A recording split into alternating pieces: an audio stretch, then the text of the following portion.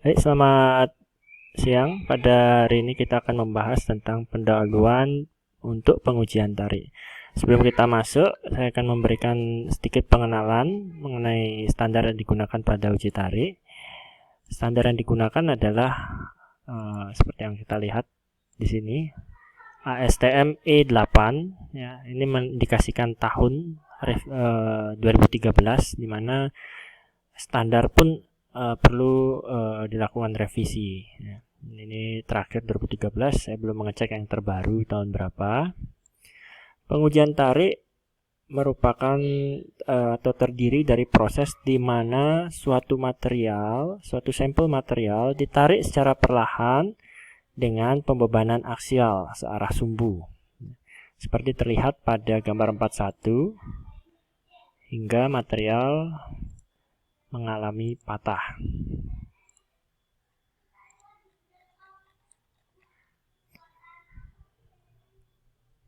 Pada bagian bab ini akan diberi penjelasan tentang metode pengujian tarik dan beberapa catatan tambahan.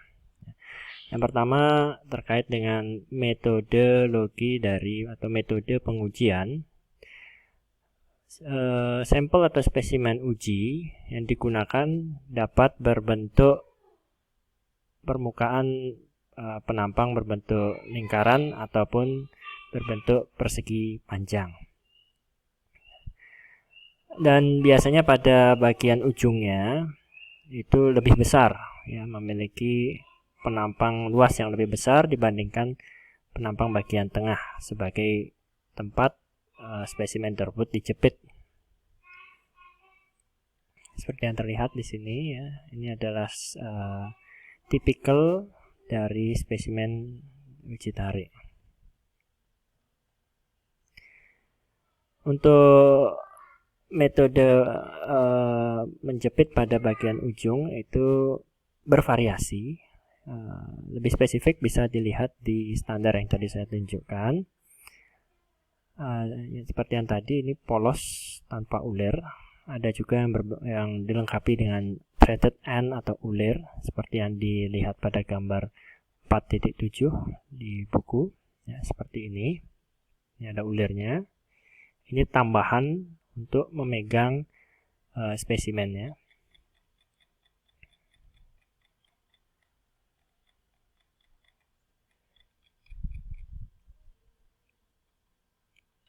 Nah, untuk spesimen berbentuk ulir tadi ada tambahan bantalan berbentuk bulat di bagian ujungnya pada masing-masing ujung spesimen agar uji tarik beban tarik yang diberikan itu benar-benar beban yang sesungguhnya, ya, dan juga untuk menghindari bending yang tidak diinginkan.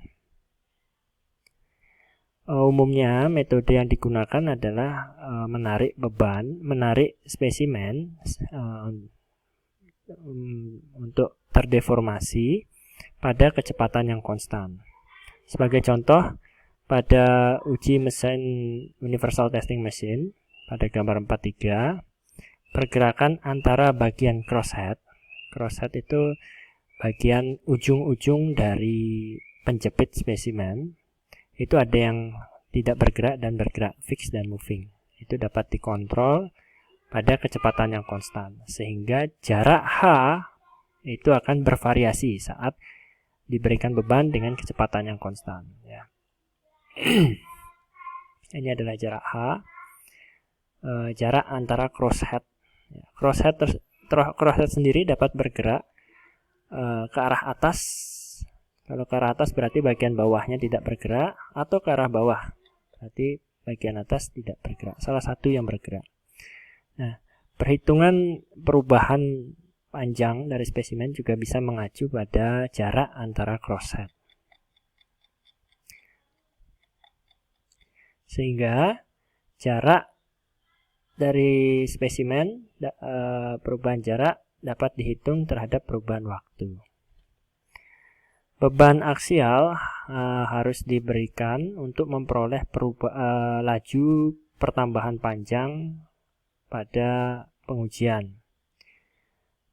P atau beban dibagi dengan luas penampang AI untuk memperoleh nilai tegangan dari suatu spesimen pada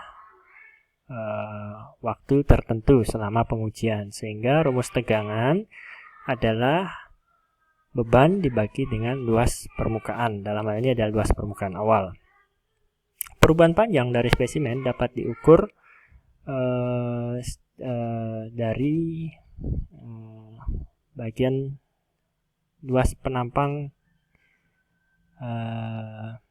spesimen, ya, luas penampang spesimen setelah bagian yang paling kecil, ya. Setelah alur apa ini namanya alur fillet.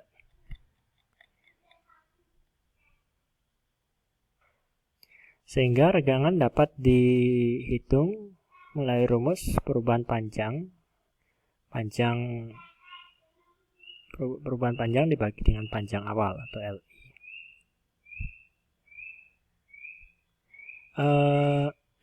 Istilah tegangan dan regangan yang mengacu pada rumus ini dikenal dengan engineering stress strain, ya, karena nanti ketika pada rumus tegangan A-nya bukan panjang luas penampang awal, maka istilah lain dikenal dengan true stress strain, ya. Sementara kita memfokuskan pada engineering stress strain yang selama ini pernah kita lakukan.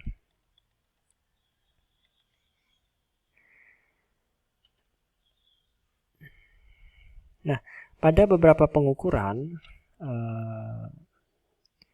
perubahan panjang itu dapat dihitung berdasarkan dari perubahan panjang spesimen. Namun beberapa mesin yang tidak dilengkapi oleh ekstensometer untuk mengukur perubahan panjang yang terjadi, pengukuran perubahan panjang dapat diukur berdasarkan dari jarak perubahan yang terjadi antara crosshead, ya.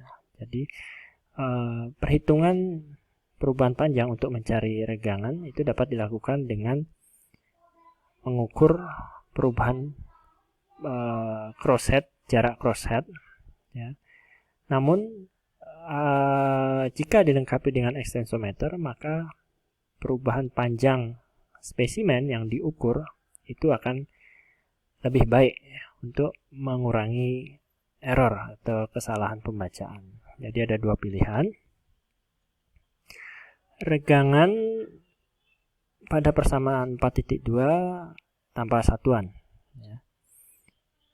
Atau terkadang dapat dinyatakan dalam persentase, ya, dikali 100%.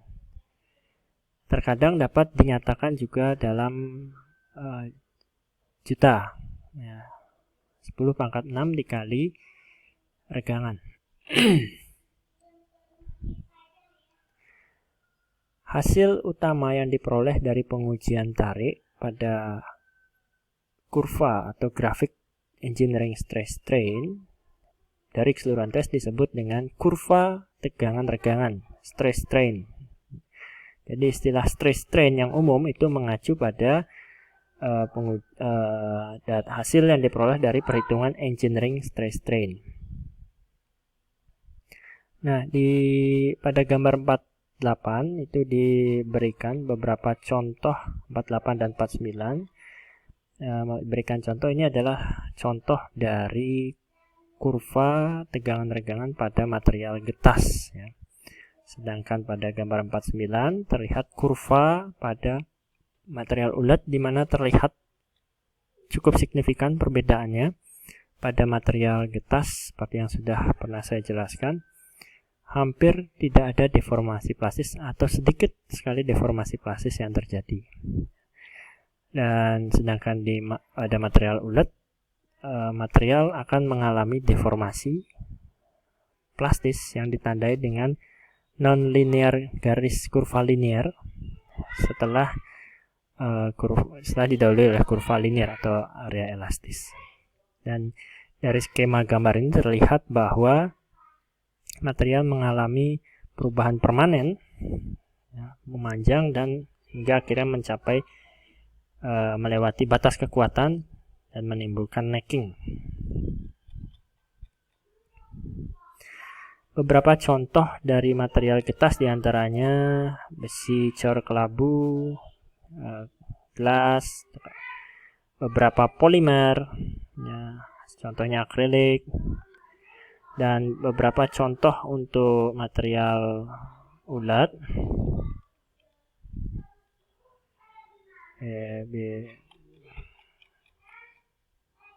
beberapa paduan baja karbon rendah, lalu paduan logam non ferro, paduan aluminium, tembaga, dan sebagainya. Catatan tambahan,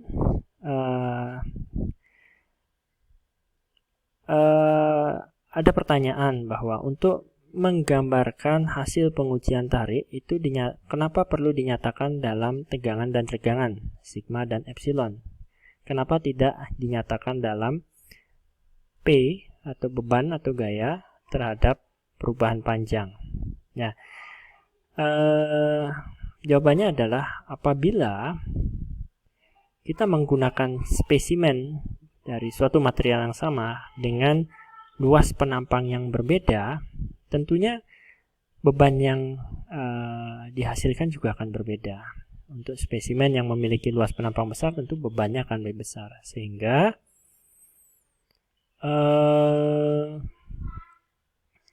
hasil atau sifat mekanis dari material tersebut, material yang sama itu tentunya tidak akan sama. Kekuatan luluhnya, kekuatan tarik, tegangan saat patah tentu akan berbeda ketika kita menyatakan sifat mekanis dalam kurva beban terhadap perubahan panjang. Oleh sebab itu, kurva dari pengujian tarik perlu dinyatakan menjadi kurva tegangan regangan.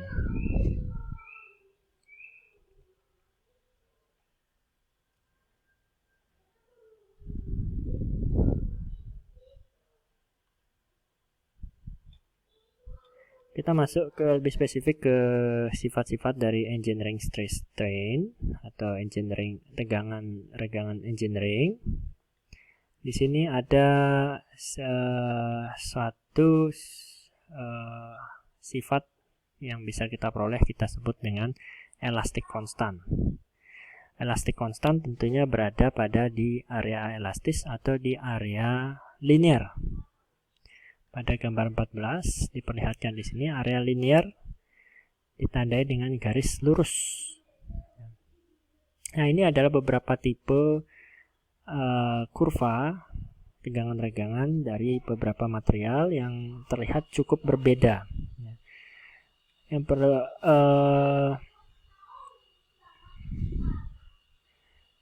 untuk menentukan sifat elastis atau kita sebut dengan modulus elastis atau Young modulus itu dapat diperoleh dengan melakukan ekstrapolasi, ya. Sigma B dikurangi sigma A dibagi dengan epsilon B dikurangi epsilon A, ya, seperti yang digambarkan di sini. Semakin jauh jarak yang kita tentukan nilai B terhadap A, maka nilai E akan semakin mendekati, ya.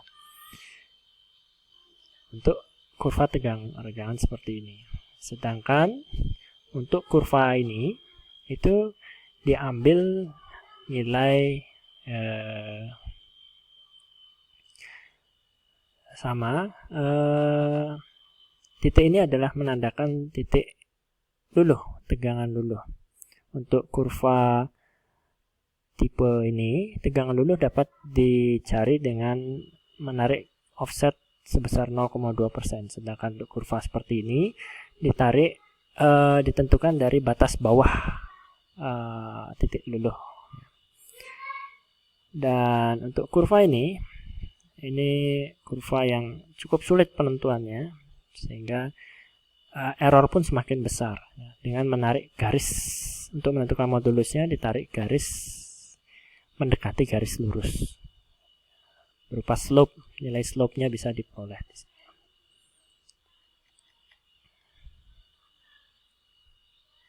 Selain dari modulus elastis, kita juga dapat memperoleh nilai Poisson's ratio, yaitu regangan yang terjadi antara regangan transversal dan terhadap regangan yang searah dengan pembebanan.